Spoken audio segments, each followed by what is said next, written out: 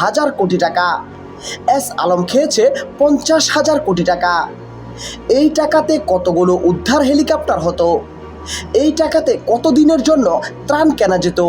অথচ প্রকল্পের পর প্রকল্প নেওয়া হয়েছে, রূপপুর, মেট্রো রেল, পদ্মা সেতু, আর মানুষের জীবন বাঁচানোর বেলায় টাকা নেই।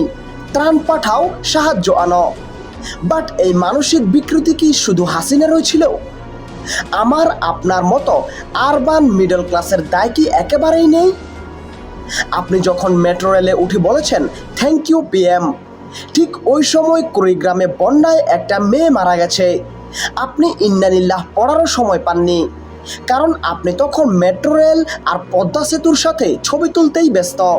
হাসিনা আমাদের বোঝাতে চেয়েছিল এলিভেটেড এক্সপ্রেসওয়ে মানেই উন্নয়ন, ফ্লাইওভার মানেই উন্নয়ন, 4 লেনের সড়ক মানেই উন্নয়ন। এইটাও আমরা মেনে নিয়ে